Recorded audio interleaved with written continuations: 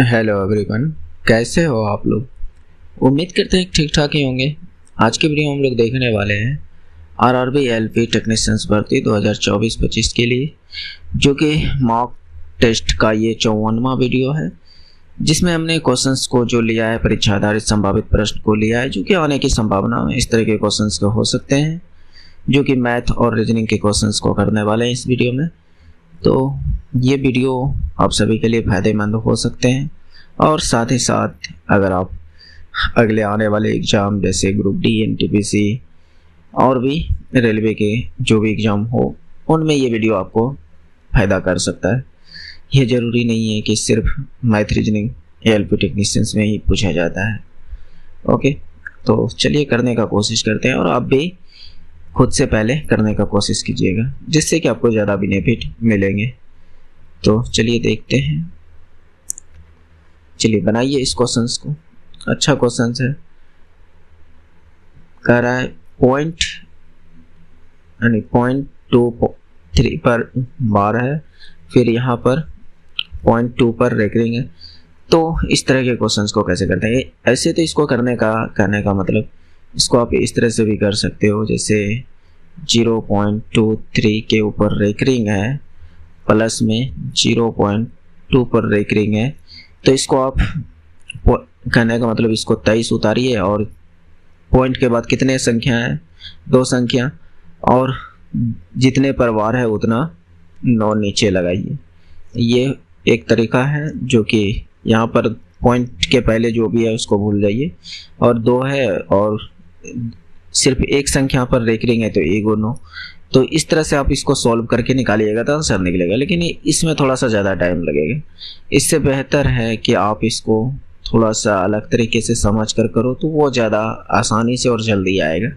जैसे कहने का मतलब 0.23 पर रेकरिंग है, इसको हम क्या लिख सकते हैं।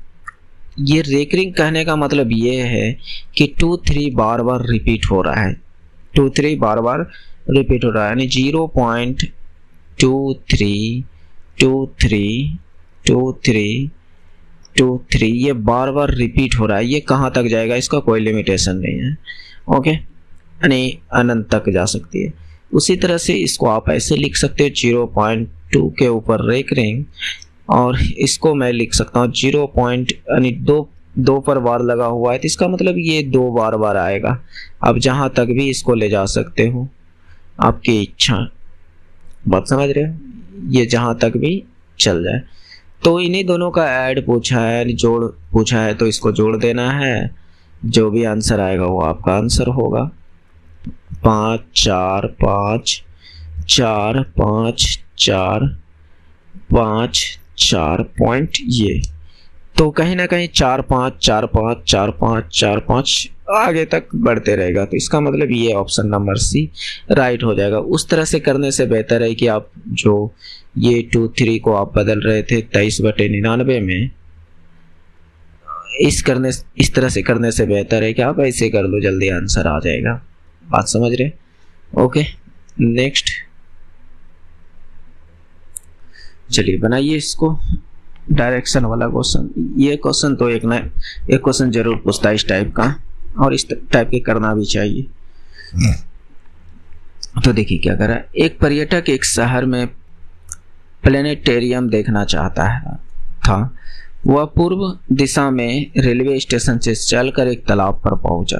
तो जैसे जैसे इसमें कहते जा रहा है उसे ऐसे करते जाइए। पूरा पढ़ने से बेहतर है कि जो कह रहा है उस चीज पर फोकस कीजिए। तो क्या बोल रहा है कि वह पूर्व दिशा में स्टेशन से चलकर, यानी स्टेशन कहीं पर होगा उससे वह पूर्व दिशा में जा रहा है। पूर्व दिशा जाने का मतलब इधर जा रहा है, इधर जा रहा है। अगर दिशा के बारे में थोड़ा बहुत ज्ञान है तो आप ऐसे लगा सकते हो कि ये पूरब है, ये पश्चिम, और ये उत्तर, और ये दक्षिण। तो ये आपका स्टार्टिंग पॉइंट होना चाहिए। इससे अगर आपको इधर जाना है तो पूरब जा रहे हैं, ऊपर जाना है तो उत्तर जा रहे हैं, कुछ इस प्रकार से आपको समझना होगा। ओके, तो उसी तरह से आगे पूर्व दिशा, स्टेशन से चलकर पूर्व दिशा की ओर गया, तालाब पर पहुंचता है। और तालाब पर यहाँ पर पहुँच गए, वह बाएं मुड़ता है। बाएं मुड़ने का मतलब क्या, आप अपने दिमाग को थोड़ा सा दौड़ाओ कि आप ऐसे चल रहे हो तो आपका बायां किधर, इस साइड, तो बाएं मुड़ गया, ठीक है, बाएं मुड़ गया और फिर तालाब के दूसरे कोने पर पहुंच गया। यानी पहले यहाँ पहुंचे, फिर यहाँ पर, अब दूसरे कोने पर पहुंच गए। कहता है वह बाएं मुड़ता है, फिर तालाब के दूसरे कोने पर फिर से या बाएं मुड़ता है। अच्छा, या एक बार तो पूर्व की दिशा के चलाया, फिर बाएं मुड़ाए तो इतना दूर पहुंचा, फिर वह दूसरे कोने पर दाएं मुड़ता है। यहाँ से ये दाएं मुड़ता है, ऐसे जा रहे हो तो दाएं मुड़ने का मतलब इधर, अब आप इधर दाएं मुड़े, दाएं मुड़ता है और शीघ्र ही तालाब के दूसरे कोने पर पहुंच जाता है। नहीं, एक कोना यहाँ है तालाब का, यहाँ पर पहुंच जाता है। और वह बाएं मुड़ता है और प्लेटेनियम पर पहुंच जाता है। यहीं पर वह बाएं मुड़ता है और प्लेटेनियम पर पहुंचता है। बाएं मुड़ने का मतलब इधर मुड़ना है ना, इधर मुड़ना, तो इधर, और यहाँ पर आपका जो भी है प्लेनेटोरियम, ये यहाँ पर पहुंच गए। तो कहता है कि प्लेटेनियम के संदर्भ में रेलवे स्टेशन किस दिशा की ओर है स्थित है। तो इसके संदर्भ में, जिसके संदर्भ में कहा जाए, वहां से आपको एक रेखा खींच देना है, ऐसे एक रेखा खींच देना है। क्या मेरी बात को समझ रहे हैं? तो अब इस स्थिति में देखना है कि ये स्टेशन कहाँ पर है, स्टेशन कहाँ पर है। तो अगर मैं इसको पूरा थोड़ा सा कर दूं तो ये आपका दक्षिण, नीचे क्या है दक्षिण, और इधर क्या है पश्चिम, इधर इस पॉइंट से इधर पश्चिम। तो ये किस दिशा की ओर इंगित कर रहा है, पश्चिम दक्षिण की ओर, यानी दक्षिण पश्चिम भी कह सकते हो। तो ये आपका राइट आंसर हो जाएगा। चलिए नेक्स्ट,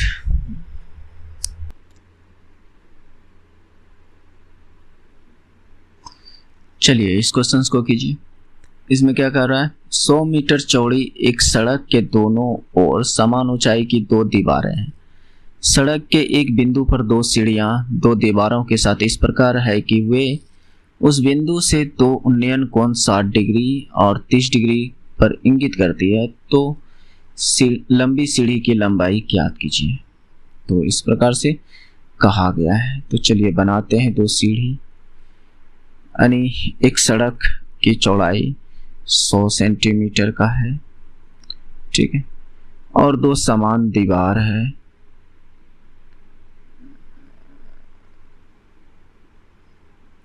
चलिए दो समान दीवार मैंने बना लिया, दो समान दीवार बना लिया। अब कहता है कि दोनों दीवारों पर सीढ़ी लगा दिया, यानी शीर्ष से सटाकर। तो एक सीढ़ी की लंबाई जो भी है, तो एक से जो कोण बना रहा है वह 30 डिग्री का, और दूसरे से जो कोण बना रहा है वह 60 डिग्री का। ये बात कह रहा है कि एक से जो कोण बना रहा है वह 60 डिग्री का, और दूसरे से जो कोण बना रहा है वह 30 डिग्री का। कुछ फिगर इस प्रकार से इसका बनेगा। और इसकी जो चौड़ाई है सड़क की, वह टोटल चौड़ाई, कहने का मतलब कि वह टोटल चौड़ाई जो है 100 मीटर का है। कितना, 100 मीटर का टोटल चौड़ाई है, अगर यहाँ से यहाँ तक देखा जाए, ठीक है। तो ये बात, तो इसने कहा कि लंबी सीढ़ी कौन सी होगी। तो आपको यहाँ से भी अंदाजा लग रहा होगा कि लंबा वाला सीढ़ी ज़्यादा, लंबा वाला सीढ़ी कौन सा होगा। तो मेरे उम्मीद से ये वाला होगा, हालांकि निकाल लेते हैं, पता चल जाएगा कि कौन सा ज़्यादा लंबा है। इसको आप ट्रिक से भी निकाल सकते हो, लेकिन बेसिक से भी निकाल सकते हो। लेकिन चलिए मैं यहाँ पर बेसिक से समझाता हूँ, ट्रिक से भी बाद में समझाने का कोशिश करूँगा। ओके, तो देखिए, तो किसी प्रकार से ये भुजा पता चल जाए और ये वाला पता चल जाए, हाइट पता चल जाए, तो हम ये वाला याद कर सकते हैं, है कि नहीं। तो हाइट तो दोनों का समान है, दोनों का हाइट इक्वल है ना। इसका भी हाइट और इसका भी हाइट, क्योंकि उसने कहा था कि दोनों दीवार समान लंबाई की है, समान ऊंचाई की है, ठीक है। और ये दोनों भुजा हमें ज्ञात करनी है। तो चलिए ज्ञात करते हैं। तो इसका अगर मैं नेमिंग कर दूं तो थोड़ा और भी आसान हो सकता है। A B C D E, इस प्रकार से नेमिंग मैंने कर दिया। ठीक है, तो त्रिभुज ABC में देखते हैं। त्रिभुज ABC में, त्रिभुज ABC में हम लोग करने वाले। तो यहाँ पर अगर देखा जाए तो ये ना तो हमें ये वाला पता है ना ही हमें ये वाला पता है, लेकिन टोटल हमें पता है कि ये इतना होगा। टोटल हमें ये चीज़ पता है। ठीक है, तो देखिए इस भुजा को मैंने H माना, इसको X मान लेते हैं, या नहीं भी मानिएगा चलेगा। इसको मान लीजिए, आप इसको X मान लीजिए। ठीक है, ये खुद पे खुद निकल जाएगा कि ये कितनी है। तो ये वाला X, तो ABC में अगर मैं कहूँ कि लंब बटे आधार यानी H बटे X, तो ये आपका कितना हो जाएगा। ये 60 डिग्री के रिस्पेक्ट में tan 60 डिग्री का मान कितना होता है, तो हम यहाँ पर कह सकते हैं कि tan 60 डिग्री के बारे में बोल रहा है। तो H बटे X बराबर tan 60 डिग्री का मान कितना, √3। तो H बराबर हमें पता चल गया कि x√3 है, x√3 है। तो यहाँ से हमें H के बारे में पता चल गया। हमें किसी भी तरह से ये वाली निकालनी है। ठीक है, तो उस पर भी पहुंचूंगा, लेकिन पहले हमें H को फाइंड कर लिया। अब मैं यहाँ से यहाँ तक की दूरी को भी निकाल सकता हूँ इससे। देखिए कैसे। अब त्रिभुज, दूसरे त्रिभुज पर चर्चा करते हैं। EDC में त्रिभुज, चलिए पेन चेंज कर देता हूँ। त्रिभुज EDC में, तो इसमें देखा जाए तो इसमें भी लंब वही है, और लंब बराबर यहाँ क्या है, H बराबर क्या निकला, x√3 अपॉन आधार। आधार अब क्या होगा, यहाँ से B से C तक x है, तो C से D तक क्या होगा, तो आपका जवाब होगा कि ये यहाँ से हो जाएगा 100 - x, यही ना। तो आपका जवाब होगा कि हाँ यही तो होगा। तो 100 - x। अब यहाँ पर कितना है, tan 30 डिग्री। कितना है, tan 30 डिग्री। तो tan 30 डिग्री का मतलब क्या, तो आपका जवाब होगा कि 1/√3, 1/√3 है कि नहीं। तो आप कहोगे कि हाँ बिल्कुल यही तो होगा। तो चलिए अब पता करते हैं कि क्या होगा। तो ये हो गया 100 - x, और ये हो गया x√3 कहने गुना करने का मतलब क्या है, 3x। इसको गुना कर दीजिए, 3x तिराकोनी आप गुना कर सकते हो, इतना सा तो पता होगा। तो ये 4x बराबर 100 निकला, और यहाँ से x बराबर कितना निकल गया, तो आपका जवाब होगा कि 25 निकल गया। ठीक है, तो यहाँ से x बराबर 25 निकल गया। x बराबर, ये x की वैल्यू 25 निकल गया। तो अब h का भी वैल्यू आप निकाल सकते हो कि कितना है ना। हालांकि यहाँ से आप डायरेक्ट आप लगा कर निकाल सकते हो, साइन कोस जो भी होगा उसके हिसाब से लगा सकते हो, लेकिन यहाँ पर पाइथागोरस भी आप लगा सकते हो। तो h बराबर यहाँ से क्या होगा, x का वैल्यू तो हमें पता है कि 25 आ गया, तो h का वैल्यू 25√3, x के जगह पर आप 25 लिख दो, 25√3। तो हाइट हमें पता चल गया कि 25√3 है। क्या मेरी बात को समझ रहे हो, तो समझ रहे होंगे। ठीक, तो हमें इस वाली भुजा के बारे में पता करनी है, AC बारे में, तभी तो सीढ़ी की लंबाई क्या है, AC। तो आप यहाँ पर पाइथागोरस भी लगा सकते हो, या फिर थोड़ा सा दिमाग लगा कर भी निकाल सकते हो। कहने का मतलब कि लंब और कर्ण से रिलेटेड एक फार्मूला बनता है, त्रिकोणमितीय अनुपात होता है क्या, आपका साइन थीटा, ये ना। तो मैं इधर कर रहा हूँ, तो ये आपका लंब हो गया 25√3 बटे कर्ण AC। डायरेक्ट मैंने AC लिख दिया, कुछ नहीं माना। और यहाँ पर कोण कितना, 60 डिग्री। तो साइन 60 डिग्री का मान कितना होता था, आपका जवाब होगा कि √3/2 होता है, √3/2 होता है इतना। तो अगर देखा जाए तो √3 खत्म, तो AC बराबर कितना निकला, तो आपका जवाब होगा कि 25 दूनी 50 निकल गया। कितना निकल गया, 50। यानी एक सीढ़ी की लंबाई 50 निकल गया। अभी इन सीढ़ी की लंबाई देख लेते हैं क्या होगा।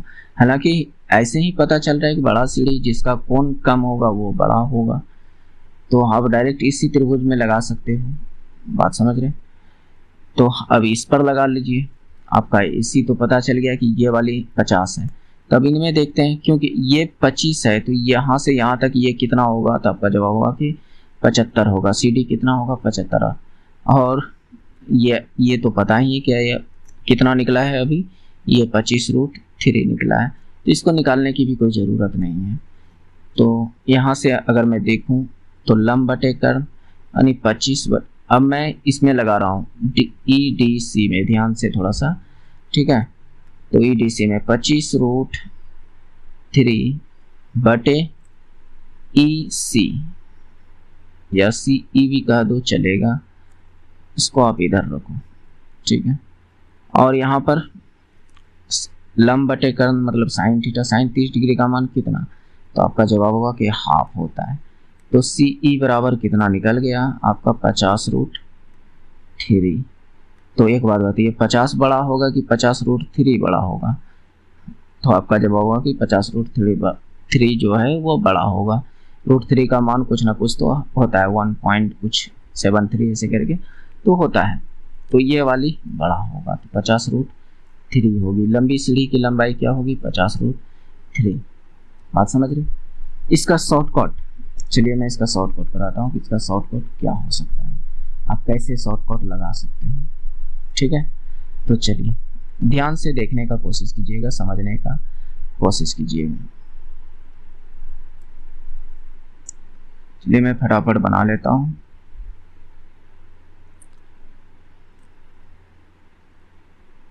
जी ठीक है,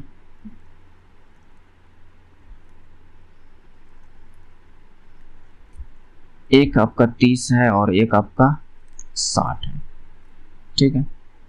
ये कुछ भी है देख लिया जाएगा। ये हालांकि 100 के बारे में चर्चा किया है, 100 की इसकी चौड़ाई जो है 100 मीटर है। तो इसको, ये बात की बात है, पहले इस पर हम काम करते हैं। अगर साइन 60 डिग्री के रिस्पेक्ट में देखा जाए तो कौन कौन क्या होता है, किसी भी चीज़ का एक का तो वैल्यू आपको पता होगा, किसी भी लगभग, यानी आपका त्रिकोणमितीय अनुपात कितने होते हैं, 6 त्रिकोणमितीय अनुपात होते हैं। तो 6 में से किसी एक का भी तो पता होगा ना, साइन कोस टेन कोसेक से कुछ भी तो पता होगा, किसी भी चीज़ का 60 डिग्री का मान तो पता होगा। तो आपका जवाब होगा कि हाँ पता तो होनी चाहिए, ठीक है। तो पता कीजिए। तो मैं कहता हूँ कि tan 60 का मान लीजिए, tan 60 डिग्री का मान कितना होता है, तो आपका जवाब होगा कि tan 60 डिग्री का मान √3 होता है। क्या मैं इसको √3 को √3/1 लिख सकता हूँ, तो आपका जवाब होगा हाँ।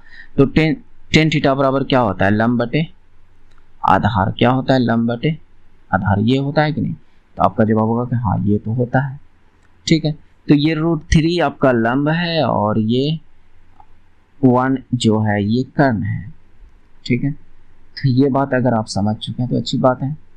अब फिर इसी कंडीशन में अगर देखा जाए, इसमें देखा 30 डिग्री में, तो tan 30 डिग्री का मान क्या होता है, तो आपका जवाब होगा सीधा सीधा √3/1,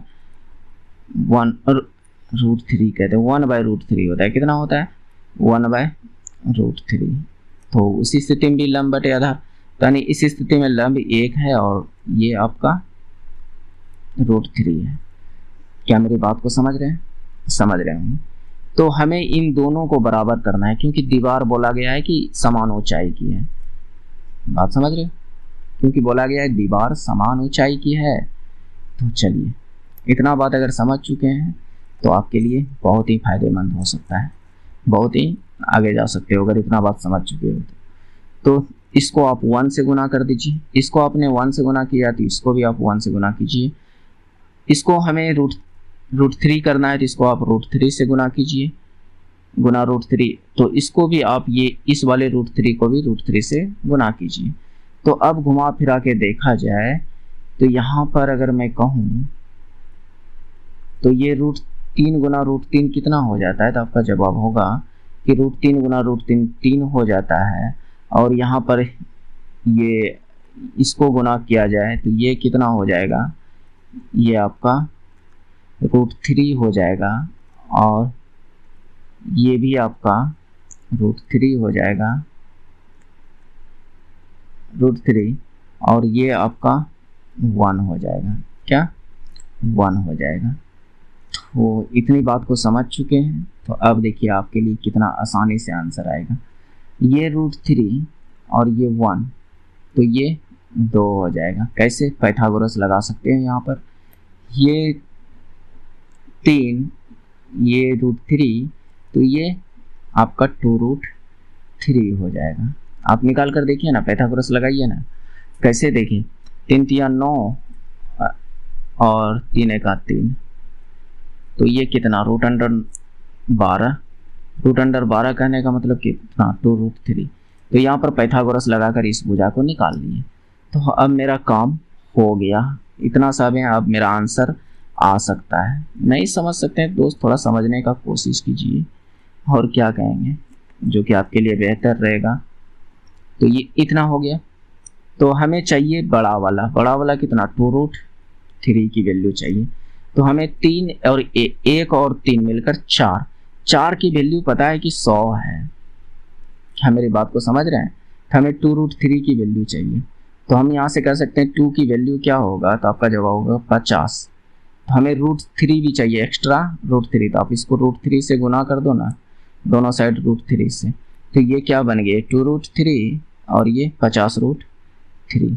तो ये आपका आंसर आ गया। 2√3 की ही वैल्यू चाहिए 50√3। अच्छा, 2 ऑप्शन में, एक ऑप्शन को अलग कर दीजिएगा, तो इसको कुछ भी कर लीजिए, 50√4 कर लीजिए।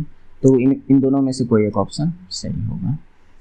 तो ये राइट आंसर हो जाएगा। तो ये आपका एक शॉर्टकट तरीका है, जिसको समझ लिए तो आपका जहाँ 1 से 1.5 मिनट लगेगा, वहाँ लगभग 1 मिनट में आपका बन जाएगा।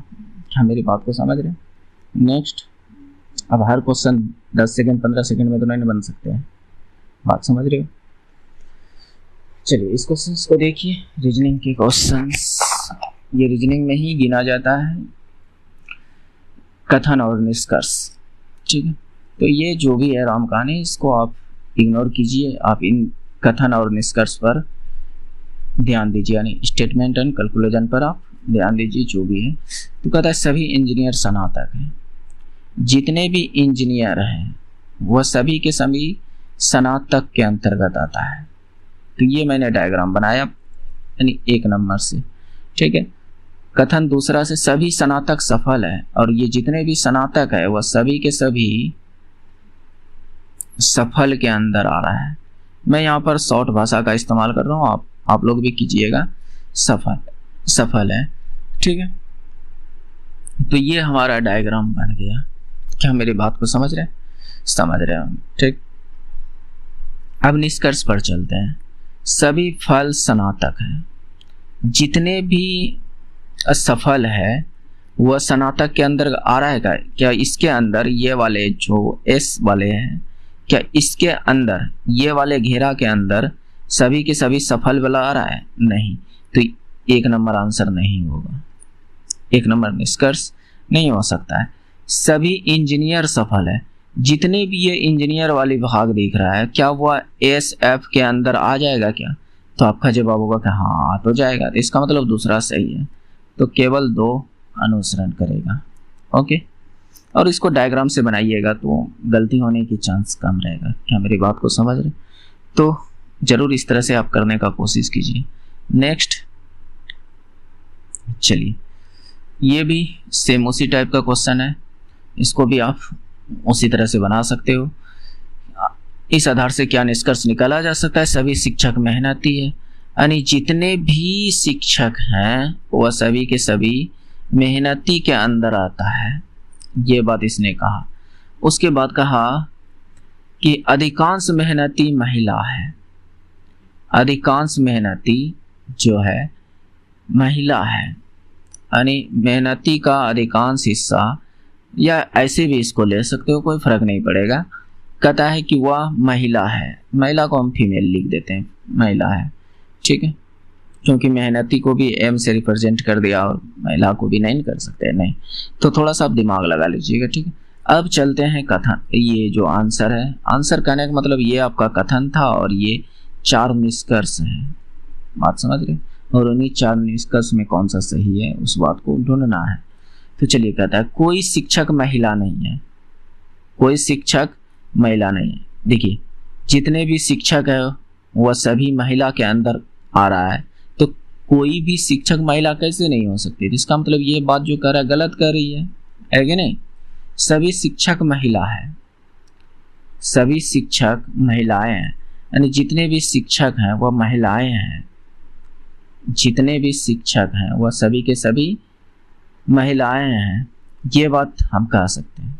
ना देखिए यहीं से गड़बड़ हो रहा है, हमें थोड़ा सा मतलब लिखने में गलती किया और क्वेश्चन का आंसर गलत हो रहा है। देखिए चलिए मैं थोड़ा सा समझाता हूँ। ये आपका मेहनती वाला है, ना कि महिला वाला। मेहनत, इसको आप मेहनती लिखना, मेहनती, और ये आपका महिला है, ठीक है, महिला, और ये आपका शिक्षक है, ये आपका शिक्षक। अब करने में आसान होगा तो इसको बिटा देता हूँ। चलिए पहला से फिर से देखते हैं। कोई शिक्षक महिला नहीं है, इसकी कोई गारंटी है क्या? ये वाली जो रेखा है यहाँ इसको टच नहीं करेगा शिक्षक को, ये शिक्षक वाले, क्योंकि यहाँ पर कहा भी है कि अधिकांश मेहनती। इसका मतलब ये वाली डायग्राम कुछ ऐसे भी बन सकता है, कुछ ऐसे भी बन सकता है। क्या मेरी बात को समझ रहे हैं? तो हो सकता है, जो हो सकता है, सकने वाली बात हो, संभावना वाली बात हो, उसको गलत मानेंगे। क्या मेरी बात को समझ रहे हैं? तो ये वाली गलत है, ये भी डायग्राम इसके लिए परफेक्ट है और ये वाला भी डायग्राम परफेक्ट है, बात समझ रहे हैं? तो दोनों डायग्राम से ये आंसर आ सकते हैं। और ये संभावना वाली बात कहा इसलिए ये गलत है। सभी शिक्षक महिलाएं हैं, तो जितने भी ये शिक्षक दिख रहे हैं क्या वह सभी के सभी महिलाएं के अंतर्गत आएगी? नहीं, क्योंकि अधिकांश की बात किया है, अधिकांश मेहनती जो व्यक्ति है वो महिला है, लेकिन ये प्रॉपर पूरे की बात नहीं कहा है कि ये पूरे जो है वह एफ के अंदर यानी महिला के अंदर समाहित होगा, ये पूरे वाली बात नहीं कहा है। तो इसका मतलब ये संभावना वाली बात है और नहीं भी, तो ये वाली बात गलत हो गई। सभी महिलाएं मेहनती है, और जितने भी ये महिला वाला हिस्सा है क्या वह मेहनती के अंतर्गत आएंगे? नहीं, क्योंकि यहाँ तो अधिकांश वाली बात का है, तो सभी कहाँ से आ सकते हैं, तो ये गलत। कुछ महिला मेहनती व्यक्ति हैं, कुछ महिला मेहनती, हाँ देखिए कुछ हिस्सा तो यहाँ भी टच कर रहा है, कुछ हिस्सा मेहनती का यहाँ भी इस लाइन को टच कर रहा है, तो ये वाली बात परफेक्ट है, तो ये आपका राइट आंसर हो जाएगा। नेक्स्ट देखिए, चलिए इसको करने का कोशिश कीजिए, ये बहुत इजी क्वेश्चन होगा मेरी उम्मीद से। अगर आपको कोडिंग डिकोडिंग में अगर प्लेस वैल्यू ए से लेकर जेड तक प्रॉपर याद है तो आसानी से बहुत जल्दी कर लोगे, आपको बहुत कम समय में आंसर निकल जाएगा अगर आपको प्लेस वैल्यू याद है तो। जैसे ए 1 नंबर पर, ई 5 नंबर पर, आई 9 नंबर पर, ओ 15 नंबर पर। ये क्या है? ए की प्लेस वैल्यू है, ई की प्लेस वैल्यू है। प्लेस वैल्यू कहने का मतलब कि ABCD में 26 लेटर है, तो मतलब जेड 26 पर आता है, ए 21 पर आता है, इसी प्रकार से डी 4 पर आता है। ये सब इनकी प्लेस वैल्यू है, तो बस उसी चीज को देखना है। तो यहाँ पर अगर देखा जाए तो यहाँ से देखिए तो कितना बड़ा है 4, यहाँ से 4, यहाँ से 6, आगे क्या बढ़ाऊँ? तो मैं कहता हूँ जब यहाँ 4, इधर 4 बढ़ा, यहाँ भी 4 बढ़ा, तो यहाँ 6 बढ़ा, तो अगला में भी 6 बढ़ेगा। क्या इस कॉन्सेप्ट को अगर लगाने से अगर आ जाए तो समझेंगे कि ठीक ठाक है। तो अभी एक से हम कंफर्म सिर्फ पहला लेटर से कंफर्म नहीं कर सकते, तो हमें दूसरा भी चेक करनी होगी। तो ये 2 पर, ये 6 पर, ये 10 पर, ये 16 पर। अब पता चल सकता है कि हाँ क्या ये आंसर परफेक्ट आ सकती है कि नहीं। तो यहाँ पर देखा जाए तो 4, यहाँ पर भी 4 बढ़ा है, यहाँ पर 6 बढ़ा है, तो 6 बढ़ रहा है, यहाँ पर भी आप 6 बढ़ाओ, तो 6 बढ़ाने पर कितना आएगा? 16 6 22। तो 21 पर क्या आता है? आपका U आता है। 22 पर क्या आता है? V आता है। U V से शुरू होना चाहिए और U के ऑप्शन में भी है, तो ये हमारा राइट आंसर हो जाएगा। हालांकि अब तीसरे को चेक करने की कोई ज़रूरत नहीं है, इतना से करके निकल सकते हो आप। और आंसर बिल्कुल परफेक्ट होगा। नेक्स्ट देखिए, एक मेज को 1750 रुपये में बेचने की तुलना में 1800 रुपये में बेचने पर उसे 4% अधिक लाभ प्राप्त होता है, तो इसका क्रय मूल्य क्या होगा। तो देखिए, आप एक्स वक्स मान कर निकालने से बेहतर है कि डायरेक्ट इन दोनों का अंतर लीजिए, यानी 1800 माइनस 1750 का अंतर लीजिए, और इसका जो अंतर है वही 4% है। ये अंतर जो है 4% के बराबर है, तो आप सीपी मान सकते हो कि 100% होगा। सीपी कितना होगा, 100%, और ये अंतर आपका 4% का दिया है, तो हमें 100% की वैल्यू निकालनी होगी। बात समझ रहे हो, तो हमें किसकी वैल्यू निकालनी होगी, 100% की। तो यहाँ से देखा जाए तो ये 50 का अंतर है, और रियल में परसेंटेज में देखा जाए तो वह 4% का अंतर है। तो इसको 100 बनाने के लिए क्या कर सकते हो, आप 25 से गुना कर सकते हो, है कि नहीं। तो आप इधर भी 25 से गुना कर दीजिए, तो ये कितना आ गया, 1250, और ये 100%। तो 100% की हमें वैल्यू निकालनी थी, तो 100% की वैल्यू कितना है, 1250।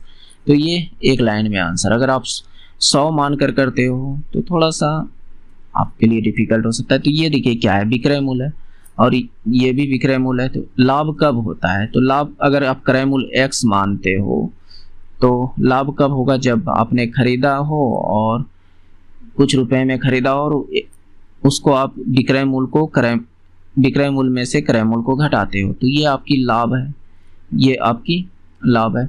दूसरा लाभ कहा जाए तो एक यहाँ पर 1800 रुपए में बेच रहे हो दूसरे वस्तु को, तो दूसरा क्या होगा, क्रय यानी आपका लाभ 1800 माइनस एक्स, तो ये वाला लाभ, और इन दोनों का अंतर अगर मैं सीधा से लिख दूं तो इन दोनों का जो अंतर है, बड़ा वाला में ही छोटा वाला घटेगा ना, तो ये 1750 माइनस एक्स बराबर एक्स का 4% है, 4% के बराबर लाभ है। अब इसको सोल्व कीजिएगा तब जाकर आंसर आएगा, तो बेहतर है कि जो मैंने कहा पहले उस चीज को कीजिए। नेक्स्ट चलिए इसको बनाइए। क्या करा, एक समचतुर्भुज का क्षेत्रफल 96 सेंटीमीटर स्क्वायर है, 96 सेंटीमीटर स्क्वायर है, तो इसका एक विकर्ण 16 सेंटीमीटर, तो इसकी भुजा की लंबाई क्या होगी। तो चलिए एक चतुर्भुज बनाते हैं, समचतुर्भुज। ये बना क्या, हाँ इक्वल हो गया, ये रहा, ये एक समचतुर्भुज है, ठीक है।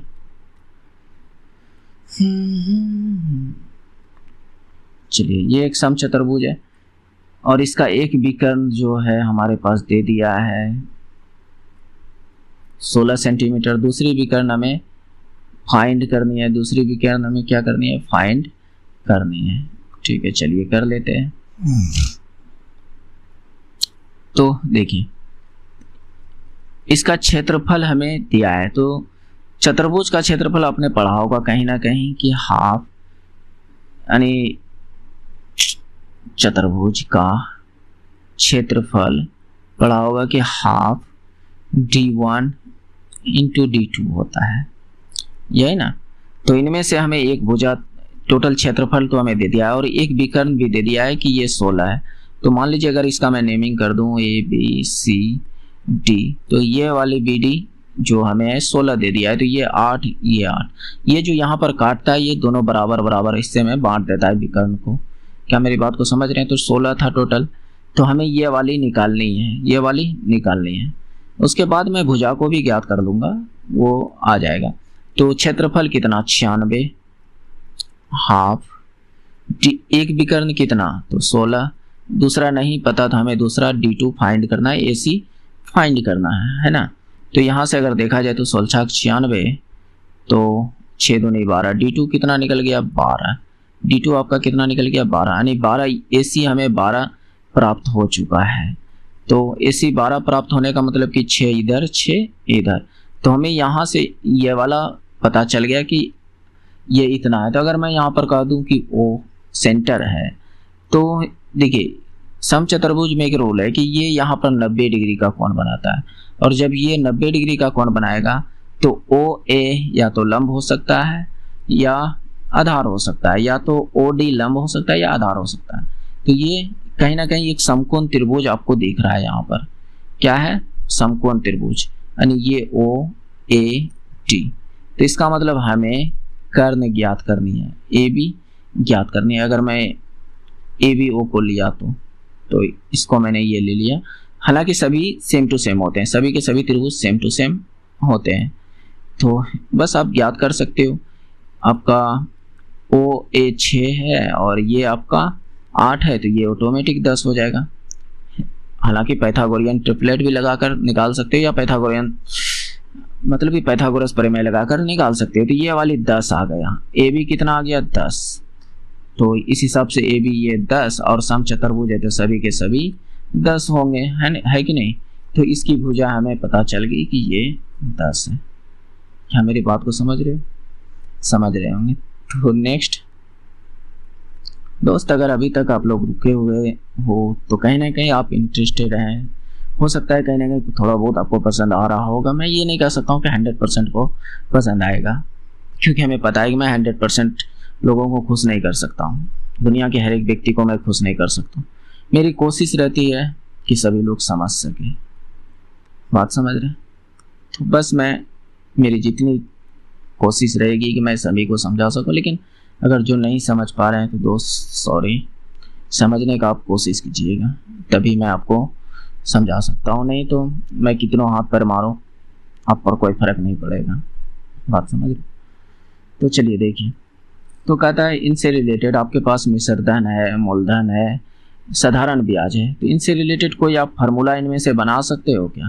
तो आपका जवाब होगा कि हाँ, मैंने एक फार्मूला पढ़ा था कि मिश्र धन A बराबर जो होता है P + SI होता है, और जहाँ भी ऐसा दिख जाए वो मेरा आंसर होगा, यानी A बराबर P + SI, A बराबर P + SI, option number C में।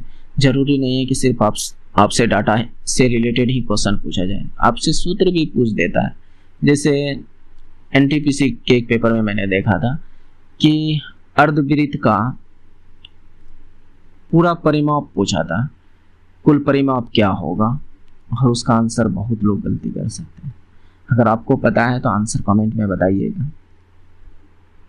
ओके, चलिए दिए गए रेखा चित्र से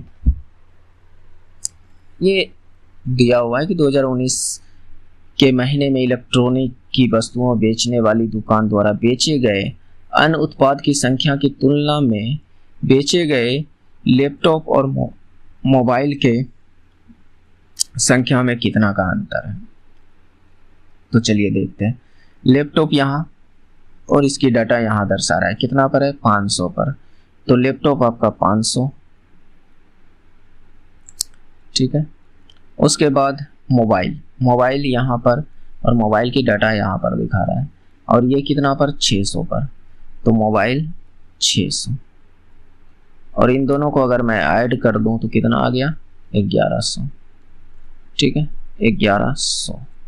और कह रहा है कि अन्य उत्पाद जो बेचे गए, मतलब कि इन दोनों को छोड़कर अन्य उत्पाद का कुल कितना होगा। तो अन्य मतलब ये रेडियो कितना है? 100। रेडियो की वैल्यू कितनी है? 100। टीवी की वैल्यू कितनी है? 300। और इन दोनों को तो छोड़ देना है। वॉच की वैल्यू कितनी है? 200। तो इन सबको जोड़ना है। तो यहाँ पर कितना? 3 1 4 2 600। तो टोटल यहाँ पर कितना आ गया? रेडियो 100, और फिर टीवी 300, और वॉच आपका 200। इन सभी को अगर ऐड करें तो कितना आ गया? 600। और इन्हीं दोनों का अंतर पूछ रहा है, तो इन दोनों का अंतर कितना है? तो आपका जवाब होगा कि 500। तो बस यही राइट आंसर है। अगर आप कुछ और कर रहे हो तो आंसर नहीं आएगा। Okay, next. चलिए इसको बनाइए। 5 व्यक्ति ABCDE एक के ऊपर एक सीढ़ी पर बैठे हैं, जरूरी नहीं है किसी क्रम में हो। B A के ऊपर किसी स्थान पर इस पर तरह बैठा है कि उनके मध्य एक व्यक्ति है, चलिए, और ए और सी के मध्य केवल 2 व्यक्ति बैठे हैं। यदि सी सबसे ऊपर नहीं बैठा है तब मध्य में कौन बैठा है?